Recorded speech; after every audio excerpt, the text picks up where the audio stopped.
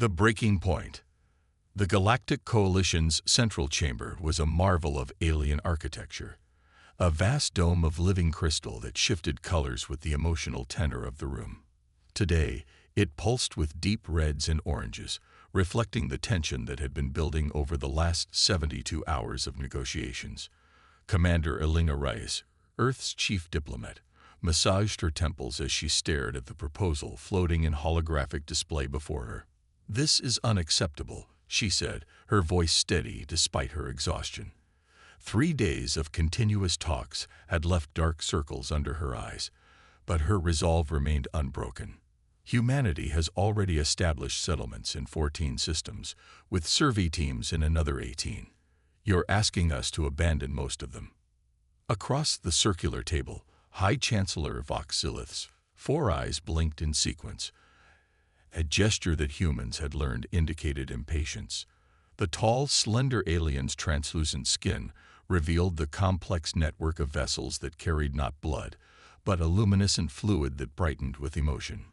"Commander Reyes," the Chancellor responded, his voice processed through a translator that stripped away the ultrasonics his species naturally communicated with. "The Coalition has carefully reviewed your expansion rates. They are concerning. We propose a 5-system limitation with direct Coalition oversight to ensure proper integration with galactic standards." Dr. Marcus Chen, Earth's xenobiologist and Reyes' second-in-command, leaned close to her ear. "They're moving the goalposts again," he whispered. "Last meeting, it was 8 systems." Reyes nodded almost imperceptibly. The Coalition had been systematically reducing their offered terms with each meeting, testing how much humanity would bend. "The limitation is for your own protection," added Ambassador Trillax, a mantis-like being representing the ancient worlds. "Rapid expansion leads to cultural instability and resource conflicts. We've seen this pattern repeatedly over the millennia." Reyes exchanged glances with the other 3 members of her team. Chen, military liaison Colonel Abara, and economic advisor Dr. Patel. Each gave her the same subtle nod. They'd discussed this contingency extensively on the journey here, never truly believing they'd need to execute it. "High Chancellor," Reyes said, closing the holographic display with a gesture, "humanity joined the Galactic Coalition 40 years ago in good faith. We have shared medical breakthroughs that have benefited dozens of species. We've provided military support during the Hive incursions. Our art and culture have been embraced across Coalition space. Indeed, your contributions are appreciated," Voxilith replied, his skin dimming slightly. "Which is why we offered generous terms for a species so young." The condescension in his tone was impossible to miss. In the Coalition's eyes, humanity was still a child race, clever but impulsive, talented but dangerous. At merely 4,000 years of recorded civilization, they were infants compared to species that measured their histories in millions of years. Reyes stood suddenly, the movement so unexpected that several Coalition representatives flinched back. In the 40-year history of human membership, no one had ever broken protocol by standing during formal negotiations. "Humanity will not be constrained any longer," she announced, her voice carrying throughout the chamber as the crystal dome darkened to deep crimson. "We have compromised repeatedly. We have followed your regulations. We have proven ourselves as equals. And yet you continue to treat us as subordinates in need of supervision." "Commander Reyes, please resume your seat," Voxilith said, his translator failing to mask the alarm in his voice. "This is most irregular." "What's irregular?" Reyes continued, ignoring the request, "is how the Coalition claims to be a partnership of equals while systematically restricting the growth of newer members. What's irregular is how you've leveraged our medical and technological innovations while limiting our rights to expand." The other human representatives stood in unison beside her, a coordinated move that sent ripples of unease through the alien delegations. "Humanity withdraws from these negotiations," Reyes declared. "Furthermore, effective immediately, Earth and all human colonies formally withdraw from the Galactic Coalition." The chamber erupted. In the 2-million-year history of the modern coalition, No species had ever voluntarily withdrawn. The diplomatic AI struggled to translate the dozen simultaneous outbursts from various representatives, their voices overlapping in shock and disbelief. "You cannot simply leave." Trillax chittered, mandibles clicking rapidly. "There are procedures, treaties, obligations." Reyes gathered her data tablets while her team did the same, their movements deliberate and unhurried. The withdrawal clause in Article 7 of the Coalition Charter requires only formal notification, which I have just provided. A detailed transmission has already been sent to Coalition Central Archives. "This is an emotional outburst," Vox-Zilith said, his skin now pulsing with bright flashes of agitation. "Humans are known for such impulsiveness. Return to the negotiations, Commander. Surely we can find compromise." Reyes paused at the chamber's exit and turned back to face the assembly. "For 40 years, the Coalition has underestimated humanity. That was your first mistake. Your second was believing we need your permission to exist in this galaxy." The human delegation departed, leaving stunned silence in their wake. As the massive doors sealed behind them, Chen allowed himself a small smile. "Was that practiced?" he asked quietly as they walked toward their ship. "Every word," Reyes confirmed. "Phase 1 complete. Now we see if they've become as dependent on us as we suspect." Within the chamber, Chancellor Vox-Zilith had regained his composure. "An emotional display," he assured the gathered representatives. "They will return when they realize the consequences of isolation." Ambassador Trillax wasn't so certain. "What if they don't?" "All species need the Coalition," Vox-Zilith replied confidently. "No one can survive alone in this galaxy." He had no way of knowing that humanity had no intention of being alone at all. 3 days after the human delegation's dramatic exit, unusual activity was detected at Earth's embassy on Centaurus Prime, the Coalition's capital world. Without announcement or explanation, human staff began quietly loading equipment and personal effects onto transport vessels. Similar scenes played out at human diplomatic outposts across Coalition space. On Centaurus Prime, a Coalition official named Zethran approached the embassy gates where human security personnel still maintained their posts. "Excuse me," Zethran began, translator converting his harmonics into standard Coalition speech. "Is the embassy relocating?" "The embassy is closing," replied the guard without elaboration. "All inquiries should be directed to Coalition Diplomatic Affairs." "Closing? But embassies don't just..." Zethran's protest died as the guard returned to an impassive stance, clearly unwilling to engage further. By the end of the standard week, every official human representative had vanished from Coalition territory. No warnings, no farewells, just empty buildings and terminated communication channels. On the trading hub world of Nexus Station, shopkeeper Grillick stood before empty shelves that had once displayed Earth coffee, chocolate, and textiles, luxuries that commanded premium prices from wealthy aliens. His supply ship had never arrived. Instead, he received a simple message: "Final shipment completed. Business relationship terminated. Thank you for your past patronage." Similar notices reached thousands of trade partners throughout Coalition space. Human goods simply stopped flowing into markets. Specialized medicines, entertainment feeds, technological components all vanished from supply chains without warning. In the Coalition Defense Command, Admiral Vreltex stared in disbelief at the communication from his human counterpart, Commander Samira Jackson. "You're withdrawing all 17 patrol cruisers?" he asked, his bioluminescent patterns revealing his alarm. "The Outer Rim security grid will collapse without them." "The Human Defense Force is repositioning all assets to protect human interests only," Jackson replied calmly. "We recommend the Coalition adjust patrol schedules accordingly. Good luck, Admiral." The screen went dark before Vreltex could respond. 6 days after the walkout, an emergency Coalition session convened. The chamber that had once been a model of procedural order now buzzed with nervous energy as representatives argued among themselves.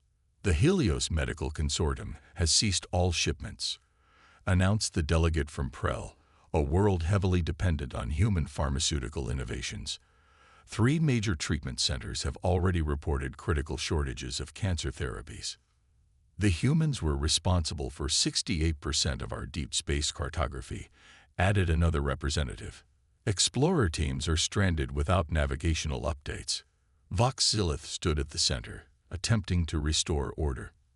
The humans are merely posturing, he insisted, though his skin had dimmed to an unusually pale hue.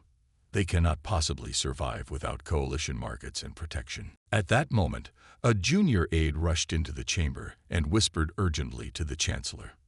The translucent alien visibly stiffened. "I've just been informed," Voxilith announced, his voice uncharacteristically strained, "that Earth has formally severed all communication channels with the Coalition. Their interstellar relay stations have been dismantled and moved to unknown locations." Silence fell over the chamber as the implication sank in. The humans had gone completely dark. Far beyond Coalition space, in a star system previously deemed worthless by Coalition surveys, a fleet of human vessels entered orbit around a small rocky planet. On the bridge of the lead ship, Commander Elena Reyes watched as the initial landing craft descended to establish the first outpost. "Are you certain about this?" Dr. Chen asked, standing beside her. "Once we establish our new base here, there's no easy path back to the Coalition." Reyes nodded, watching the planet grow larger in the view screen. "Humanity isn't retreating," she said firmly. "We're just finding better friends." On her command tablet, messages flashed from 23 non-coalition species, all accepting invitations to discuss a new type of galactic alliance, one without the Coalition's restrictive hierarchy. The silent exodus was complete. Phase 2 was about to begin. The New Order.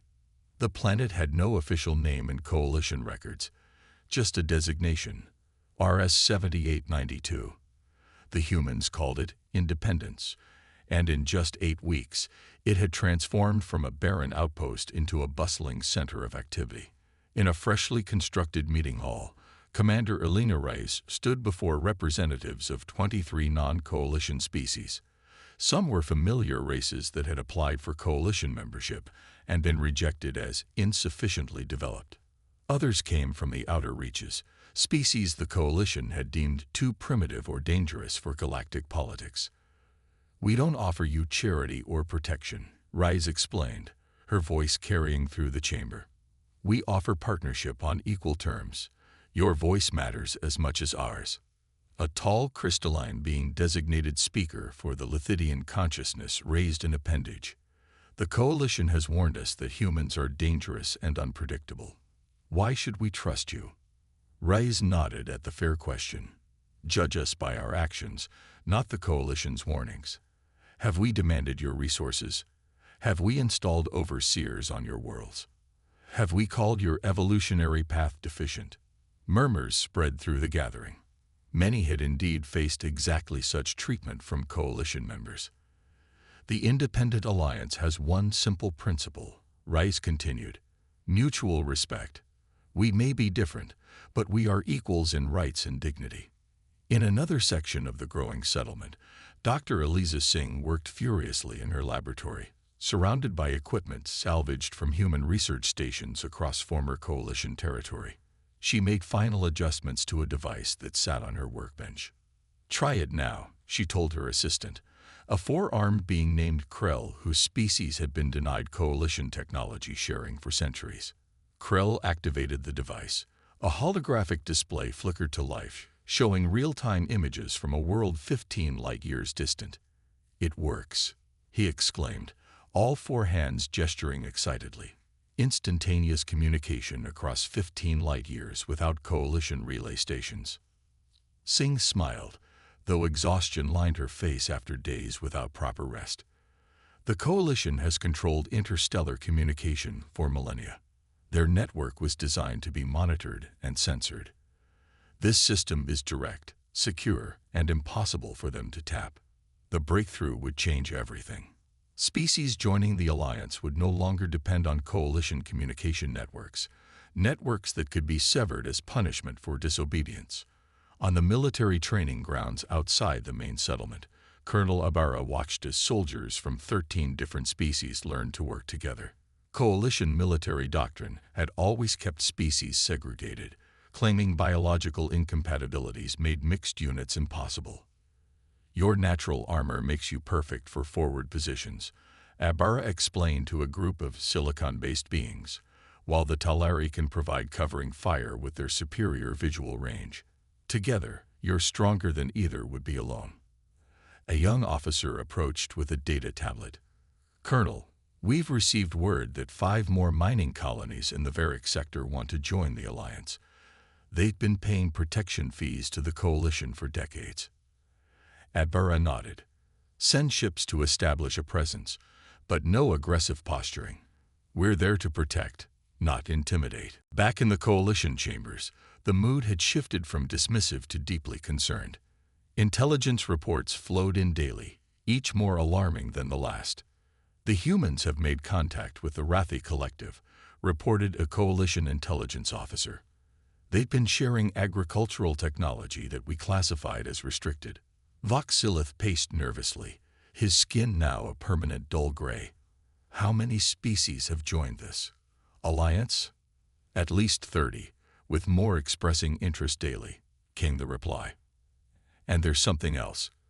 We've detected unusual communication patterns.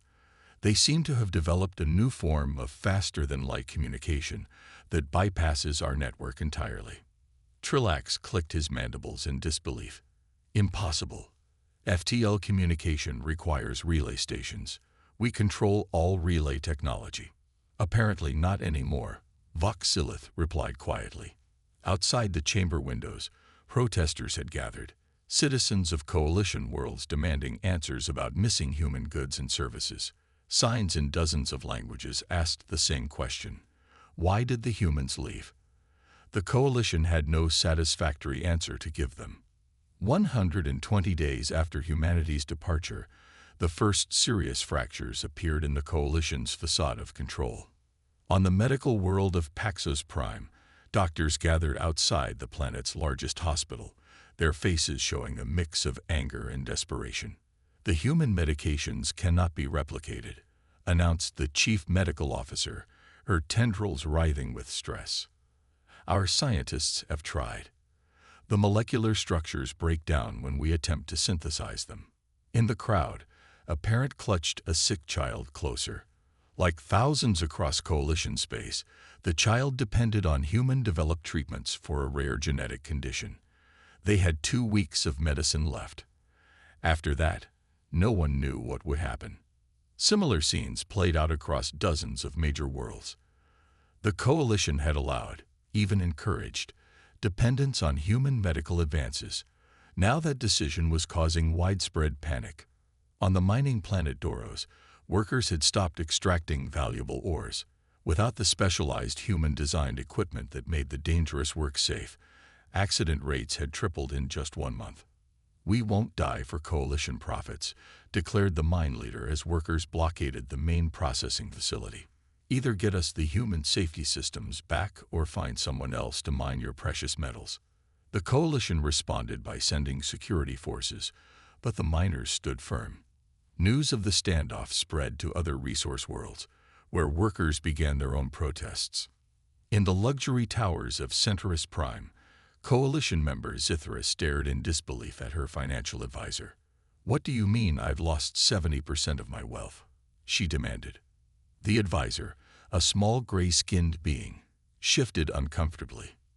"Your investments were primarily in trade routes and businesses that depended on human goods. Those markets have collapsed. Then invest in alternatives," Zithra snapped. "There are no alternatives yet," came the quiet reply. The humans didn't just sell products. They created entirely new market categories. No one else knows how to make them. Throughout Coalition space, economic ripples became waves. Then tsunamis. Shipping companies went bankrupt as trade routes became unprofitable. Entertainment venues closed as human media, always the most popular across species, disappeared from circulation. Then came the first major political defection. The coalition chamber fell silent as the representative from Telos stood to address the emergency session. For 300 years, Telos has been a loyal coalition member, he began, his voice solemn. Today that membership ends, we have signed a protection and trade agreement with the Independent Alliance.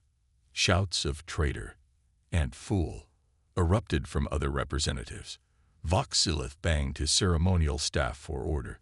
Telos will regret this decision when the human bubble bursts. The Telosian representative remained calm.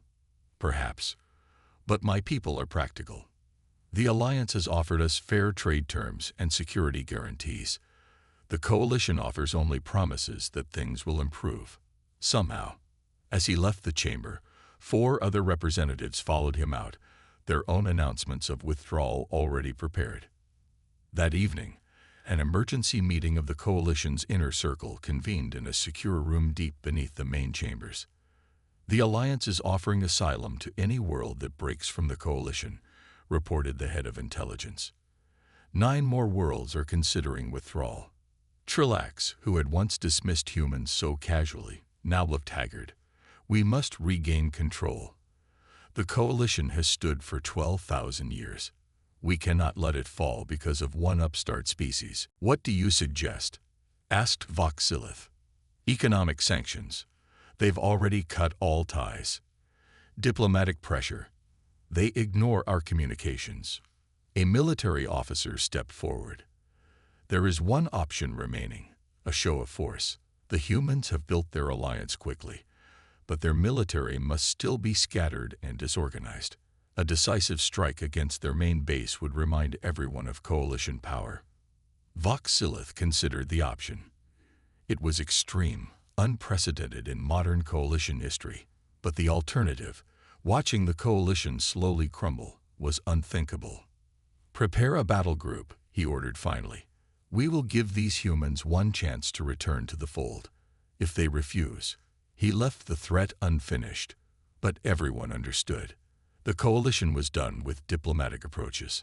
On independence, as reports of the coalition's military preparations arrived, Commander Reyes received the news with surprising calmness. They're doing exactly what we expected, she told Colonel Ibarra. Are we ready? Ibarra nodded grimly. They have no idea what they're walking into. The coalition flagship Eternal Dominion emerged from faster-than-light travel at the edge of the Independence system. Nearly 3 kilometers long, its polished hull gleamed in the light of the system's star. Behind it, 20 support vessels formed a perfect attack formation. On the command deck, Admiral Krelvor surveyed the tactical display with confidence. For 400 years, he had served in the coalition fleet, rising through the ranks to command the most powerful ship in the Armada. No defensive screen detected, reported his sensor officer. Minimal orbital infrastructure. They've barely established a foothold here. Krelvor nodded, pleased. The intelligence reports had been correct. The humans and their pathetic alliance were unprepared for real military action. Open communications, he ordered. Let's give them their one chance to surrender. At the Alliance settlement on Independence, Colonel Ibarra watched the coalition fleet's arrival on a holographic display. Unlike the tense atmosphere one might expect during an invasion, the command center remained calm, almost relaxed. They've taken position at the system edge, reported a technician. Standard coalition formation, exactly where we predicted. Ibarra nodded. And the defense grid. Powered but inactive. They can't detect it yet. A communication alert flashed. They're hailing us, Colonel. Put them through, Ibarra said, straightening her uniform. Admiral Krelvor's alien face appeared on the main screen. This is Admiral Krelvor of the Coalition flagship Eternal Dominion. The settlement on Independence is in violation of Coalition territorial claims. You will surrender your colony and return to Coalition space for rehabilitation. Ibarra kept her expression neutral. This is Colonel Ibarra of the Alliance Defense Force. Independence is unclaimed territory according to your own records. We have established lawful presence here. The Coalition has revised its territorial claims, Krelvor replied stiffly. You have 1 hour to begin evacuation procedures, or we will take action. The transmission cut off. Abara turned to her communications officer. Make sure all Alliance worlds are receiving the feed. Live transmission active to all 51 member worlds, came the confirmation. The hour passed quickly. On the Eternal Dominion, Admiral Krulvor prepared his fleet for what he expected to be a simple show of force. Perhaps they wouldn't even need to fire. Just the threat of the massive battleship might be enough to break the human will. The deadline has passed, his executive officer noted. No evacuation activity detected. Krulvor sighed dramatically. Begin approach. Weapons at low power, enough to disable their main settlement's defenses. The Coalition fleet moved forward in perfect formation, approaching the small planet at 1/4 speed. At 50,000 kilometers from Independence, the first surprise came. "Admiral," shouted the sensor officer, energy signatures activating throughout the system. Small installations, previously powered down and invisible to sensors, suddenly appeared on the tactical display. Hundreds of them, creating a defensive web around the planet. Before Krulvor could issue new orders, 30 Alliance warships emerged from behind Independence's moon. They were smaller than the Coalition vessels, but their energy signatures indicated power systems unlike anything in Coalition records. "Detecting weapons lock from multiple vectors," reported the tactical officer, panic edging into his voice. On Independence, Colonel Abara opened a channel to the Coalition fleet. "Admiral Krulvor, your vessels have entered Alliance defensive space. Power down your weapons and withdraw." Krulvor's facial ridges flushed with anger. "We will not be threatened by." "This isn't a threat," Abara interrupted calmly. "It's a final warning." Krulvor cut the transmission. "Target the lead Alliance vessel. Full power to forward batteries." The Eternal Dominion's main weapon charge, energy building to devastating levels. But before it could fire, a series of small, fast-moving objects launched from the Alliance defense grid. "Incoming projectiles," shouted the tactical officer. "Impossible," Krulvor responded. "They're too small to be weapon platforms." The objects struck the Coalition vessels with surgical precision. Instead of explosions, they attached to hull plating. Then, all 21 Coalition ships simultaneously lost power. Their engines died, weapon systems went offline, and even life support switched to emergency reserves. On the now darkened bridge of the Eternal Dominion, Admiral Krulvor watched in horror as his mighty flagship drifted helplessly. Emergency lighting cast an eerie glow over the confused and frightened crew. What happened?" he asked, barely able to comprehend the complete failure of the most powerful vessel ever built. On the main view screen, Colonel Abara's face appeared, somehow still connected despite their ship's system's failure. "System-wide electromagnetic pulse devices, Admiral," she explained calmly. "Specifically calibrated to Coalition ship frequencies. Your vessels will regain minimal power in approximately 6 hours, enough for life support and a slow return to Coalition space." "This is impossible," Krulvor whispered. "No species has this technology. The Coalition has underestimated humanity from the beginning."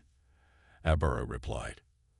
"You saw us as children to be controlled rather than equals to be respected. You built your power on the assumption that technological advancement follows a predictable path, your path. But humans have always excelled at finding unexpected solutions." Throughout Coalition space, citizens watched the live transmission of their mighty fleet rendered powerless without a single shot fired. The message was unmistakable. The Coalition was no longer the unchallenged power in the galaxy. 3 days later, Chancellor Voxilith stood before the Coalition assembly. His skin so pale it was almost transparent. "The Coalition hereby recognizes the sovereignty of the Independent Alliance and all its member worlds," he announced, each word clearly painful to pronounce. "We seek peaceful coexistence and open diplomatic channels." In her office on Independence, Commander Reyes reviewed the terms of the new galactic reality.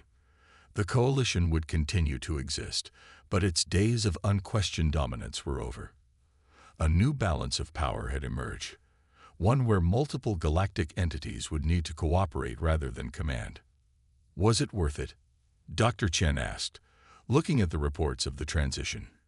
Breaking away so completely. Reyes nodded, gazing out at the bustling activity of the new Alliance capital. The coalition had forgotten that true strength comes from mutual respect, not control. Sometimes you have to leave the table to change the game. Outside, ships from dozens of worlds arrived daily, bringing new members, new ideas, and new possibilities. Humanity had walked away from the Galactic Coalition, and in doing so, had changed the course of galactic history forever. The final stage was complete. A new era had begun.